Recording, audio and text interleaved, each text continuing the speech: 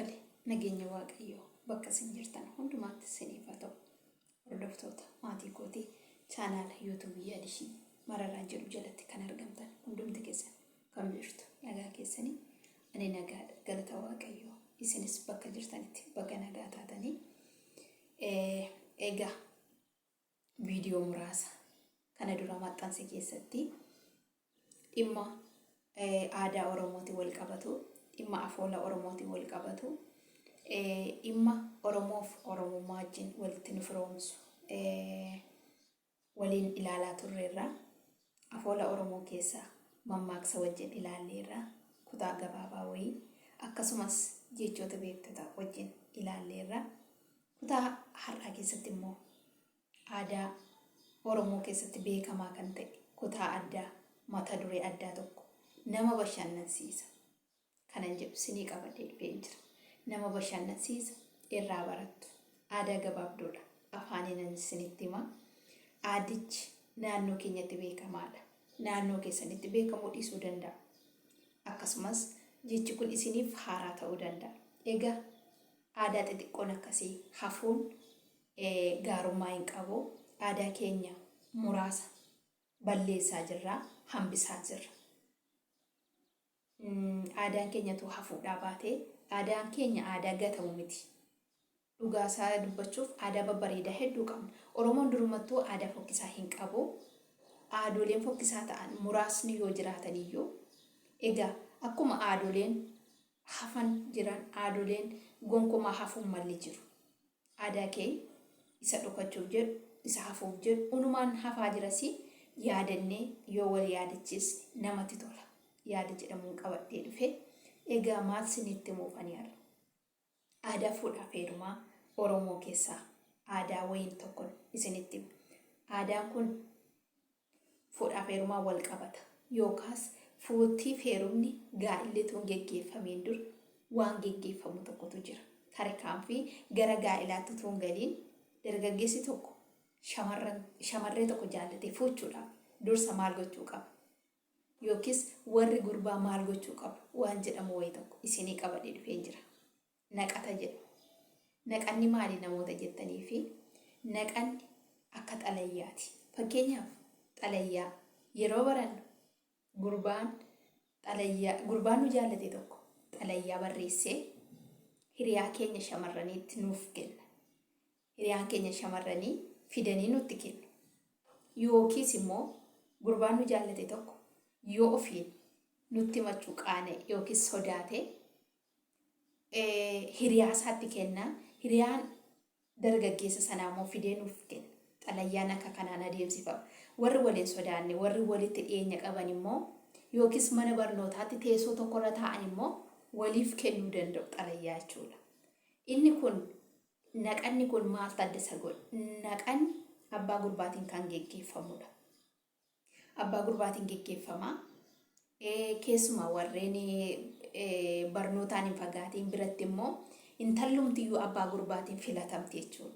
Fakkeenyaaf jaarsi tokko dargaggeessa waggaa 18 olii yoo mana qabaate intala naannaa isaa jirtu tokko yookiis biyya isaa sana keessa jirtu tokko karaa gabaa irratti arguu danda'a. Yookiin isheedhaa laga dhaqee bishaan warra isheetiin waraabee galu arguu danda'a. Yookiis keessummaa mana namaa dhaqee akkaataa itti intalli sun mana keessa maatii ishee wajjin walii galtee qabdu arguu danda'a. Egaa yeroo kana jaarsi intala sanarra ija kaawwata. Kun ilma koo ba'uun qabdu, ilma koofan ilaalladhaa yookiis ilma koofan waraqata ergadhaa jedha.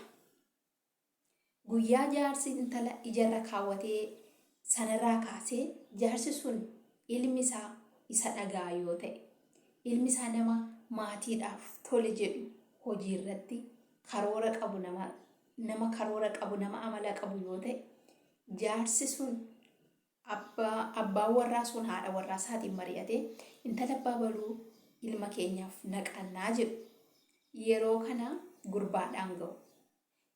Yeroo sana waa baay'eetu jira. Warri gurguddaan abbootiin keenya waa baay'ee ilaalu. Deemsa shamarranii ni ilaalu. Hojii ishee ni ilaalu. Amala isheen argisiistu. Hiriyoota ishee dhiiraa biratti amala akkamii akka qabdu Keessumaa abbootiin keenya shamarran hiriyoota dhiiraa bukkeetti argamuu ishee hin jaallatan. Filannoon isaanii inni guddaan tokko maal jedhu seetan akka durba bara kanaa miti jedhu.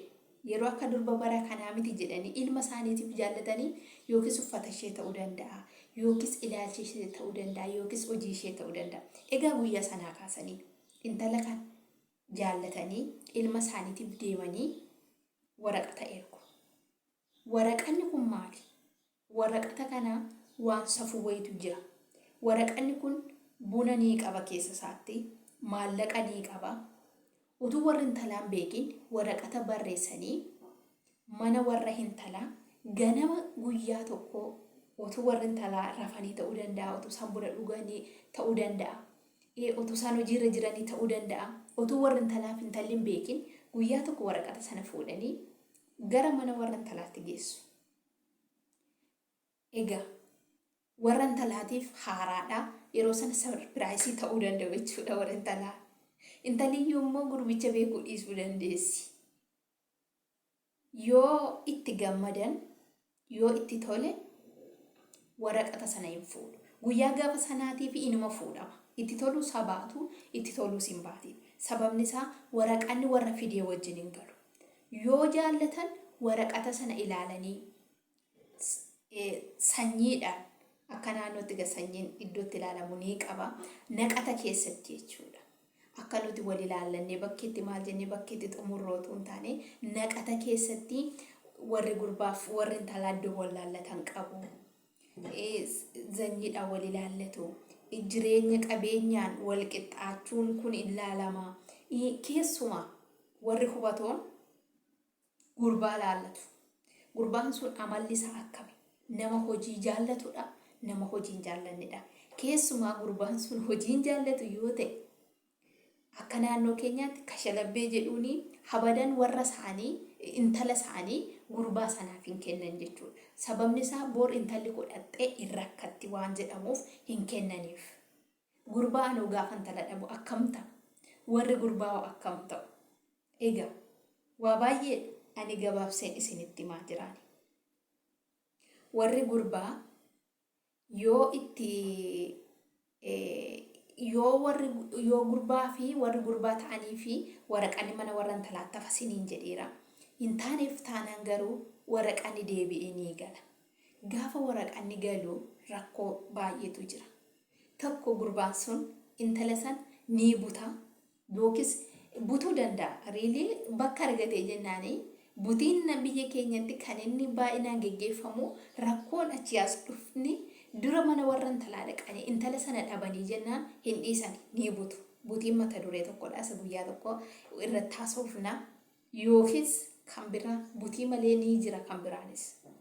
Inni immoo sanbat marii jedhama. Sanbat mariinis mata duree cidhaati wal qabata. Guyyaa tokko sasi viidiyoo bareedaa irratti nan hojjedha. Maal akka ta'e jechuudha.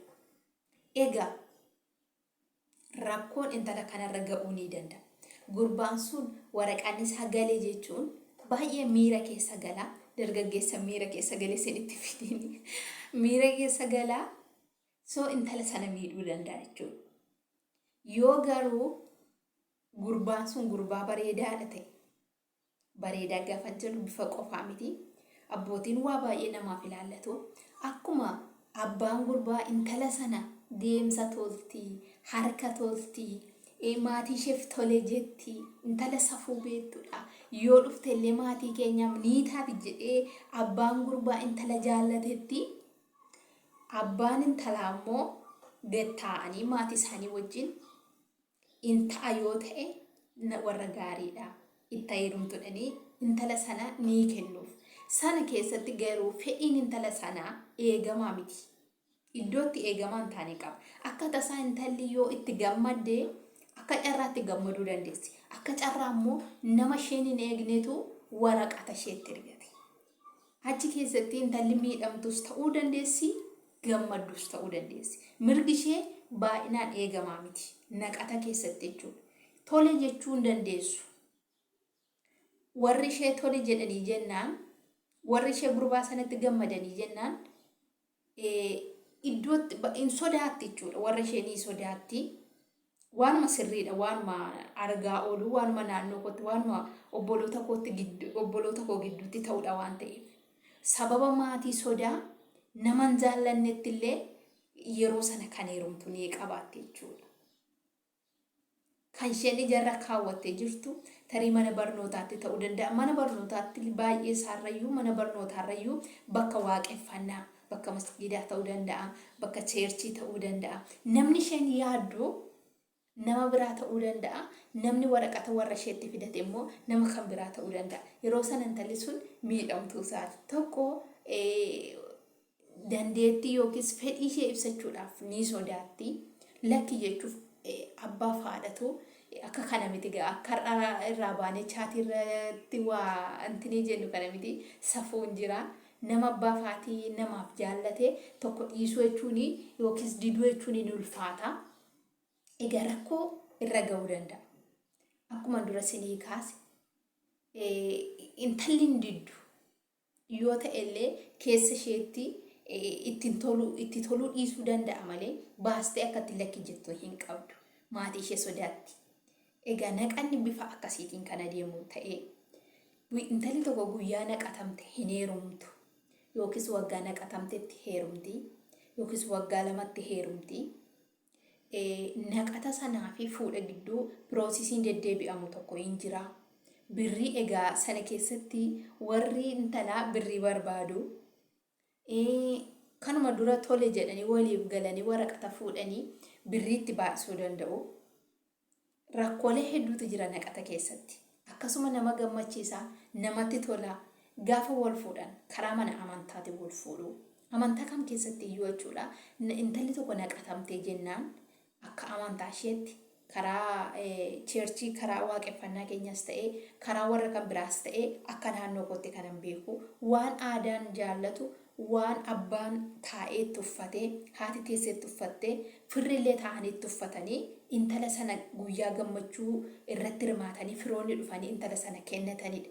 Aadaa baay'ee namatti tolu ture. Intalli naqatte illee baay'ee miira gammachuu kan qabdu turte. Intalli guyyaa naqatte irraa kaastee haalli deemsa ishee safuudhaan kan gooteedha. Haadhaa wajjin deddeebitii. Kan isheen haadhaa wajjin deddeebituuf immoo intala naqataa jechuun